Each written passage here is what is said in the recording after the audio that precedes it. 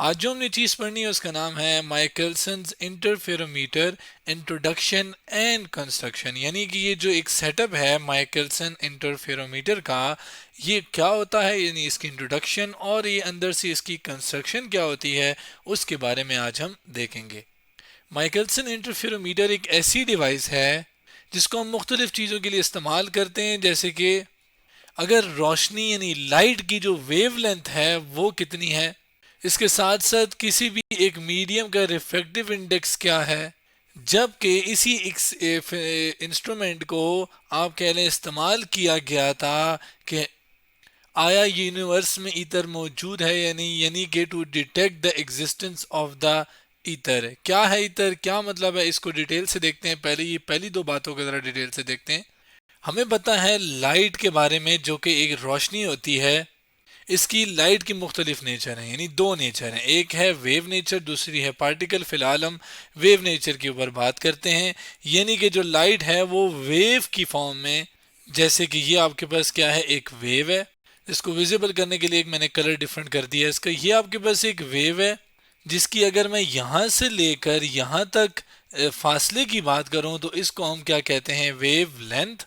और इस wave length को लाइट के लिए मोर प्रिसाइजली यानी अच्छी वैल्यू निकालने के लिए हम इस एक्सपेरिमेंट का इस्तेमाल करते हैं। जबकि दूसरी बात refractive index of a medium, कि आपके पास कोई एक मीडियम है जिसके अंदर कोई भी वेव ट्रेवल कर रही है, जैसे मैं अगर कहूँ हवा है, ठीक है, तो हवा एक मीडियम है, ठीक हो गया, एयर।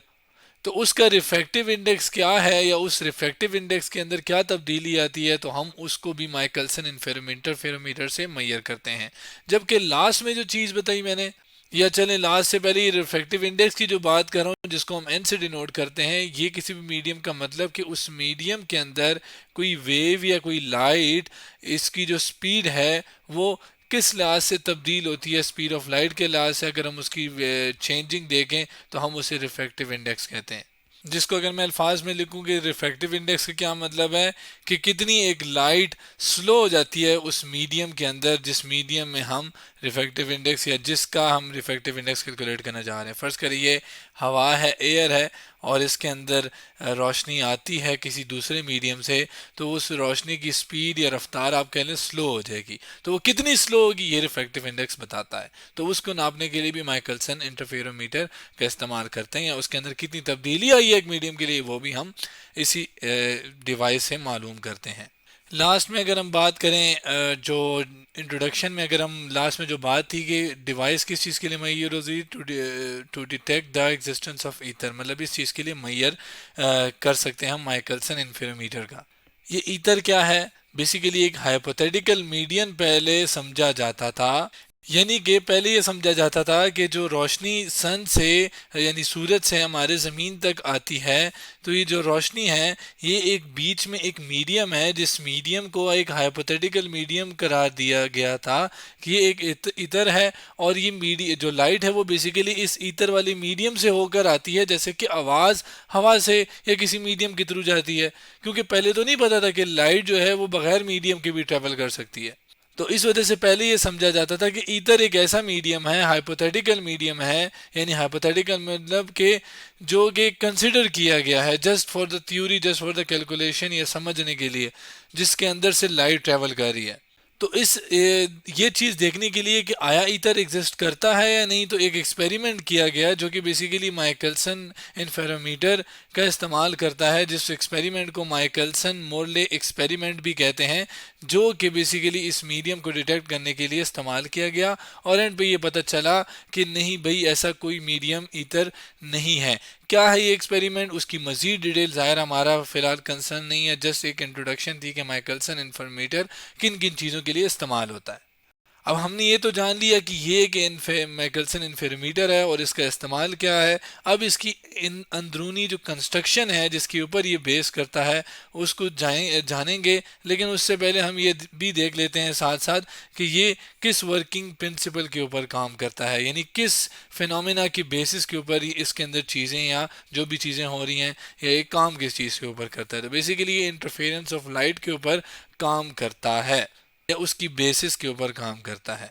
इंटरफेरेंस ऑफ लाइट क्या था, हमने इस वाले लेक्चर के अंदर पढ़ा था कि जब भी दो लाइट वेव यानी दो रोशनी की किरणें या वेव आपस में मिल जाएं तो मिलने के बाद वो एक इस तरह का पैटर्न बनाती हैं। इस मिलने को हमने क्या कहा था कि हम क्या कहते हैं, इंटरफेरेंस, जो कि दो तरह की मिल सकती हैं, कंस्ट्रक्टिवली भी मिल सकती हैं, डिस्ट्रक्टिवली भी मिल सकती हैं।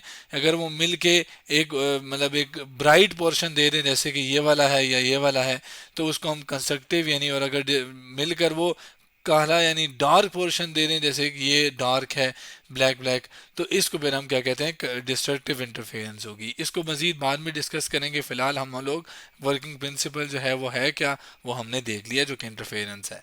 अब आते हैं इसकी माइकलसन इंटरफेरोमीटर की कंस्ट्रक्शन के ऊपर कि अंदर से ये किस चीज़ों से मिलकर बना होता है।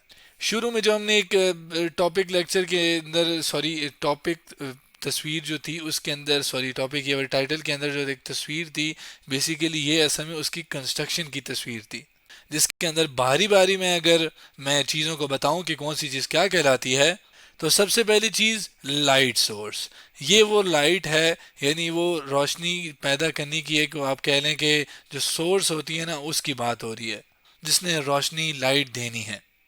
जबकि जो लाइट सोर्स है ये मोनोक्रोमेटिक होनी चाहिए। मोनोक्रोमेटिक का मतलब क्या है, इसको देखते हैं, और इसकी मोनोक्रोमेटिक होने की वजह क्या है।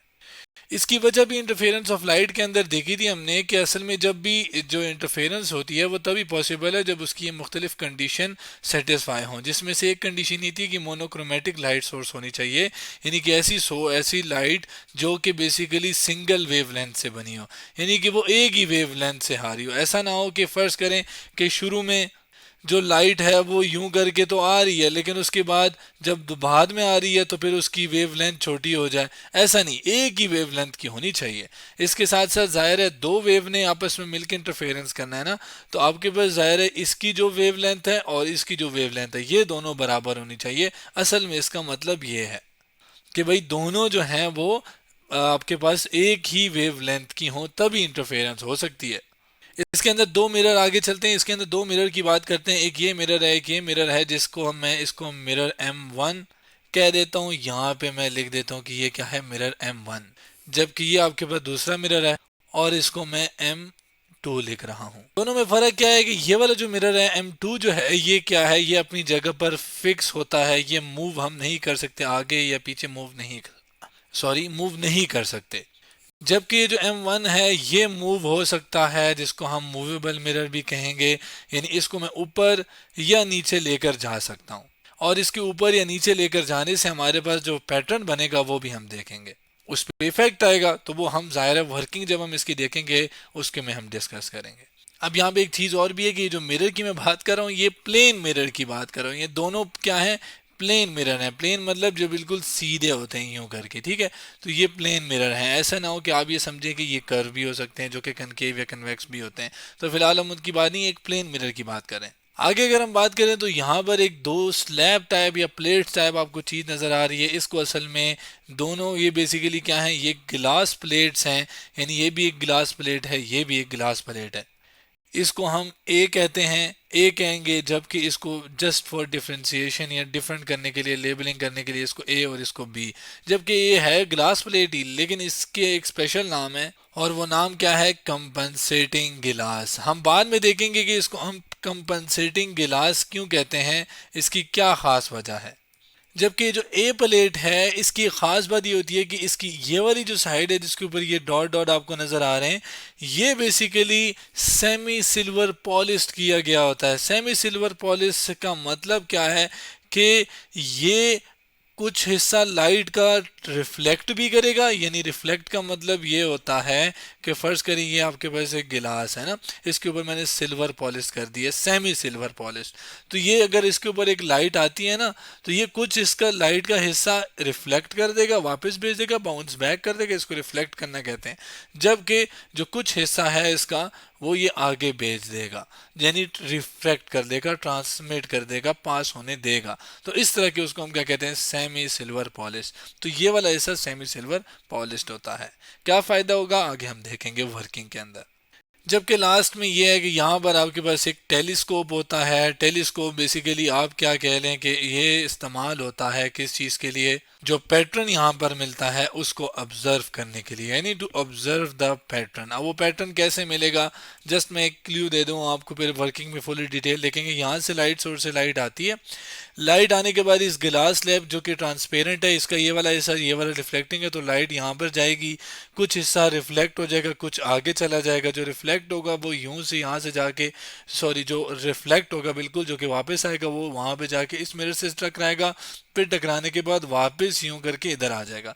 जबकि जो यहाँ से पहले गुजर चुका था, ट्रांसमिट हो गया था थोड़ा हिस्सा, वो आगे जाएगा, यहाँ से इस गिलास से होकर इस मिरर से टकराने के बाद वापस यूं करते करते वापस यूं आ गई, यानी ऊपर से भी लाइट आ गई, यहाँ से भी वापस लाइट आ गई। यहाँ पे इंटरफेरेंस फिनोमेना होगा जो कि एक पैटर्न बनाएगा, और वो पैटर्न हम यहाँ से टेलीस्कोप के जरिए अपनी आंख से देख पाएंगे। अब ये जो पैटर्न हमें नजर आएगा, किस तरह नजर आएगा, वो मैंने आपको बताया है। और अब इसको अगर हम एक तस्वीर से देखें कैसे नजर आएगा, तो बेसिकली वो ऐसे नजर आएगा, जिसके अंदर डार्क फ्रिंजेस आपको नजर आ रहे हैं, यानी डार्क के पोर्शन जो हैं ये आपको नजर आ रहे हैं, जबकि जो कि ब्लैक ब्लैक्स हैं, चले मैं यहाँ पे पता नहीं, लेकिन ये कि ये डार्क, जो डार्क है ना ब्लैक है, उसकी मैं बात कर रहा हूँ। असल में ये बहुत छोटा है तो इस वजह से वो होना लेबल करना थोड़ा मेरे लिए मुश्किल है।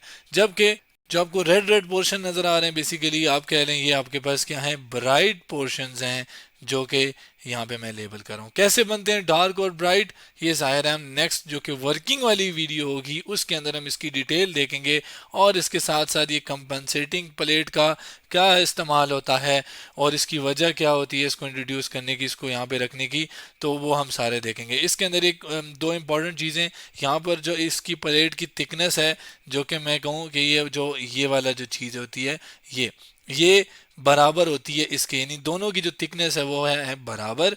इसके साथ साथ जो ये मिरर है, जिसको मैं यहाँ पे यूं बना लेता हूँ, जो कि मैंने थोड़ा डिफरेंट कलर से कर दिया ताकि नजर आए, जबकि ये वाला है इसको मैं यहाँ पे यूं बना लेता हूँ। अब ये जो दोनों मिरर हैं, M1 हो गया और M2 हो गया, ये आपस में 90 एंगल के साथ पड़े होते हैं। हाँ, एक इधर होगा एक उधर होगा, लेकिन होते ही आपस में 90 एंगल के ऊपर हैं।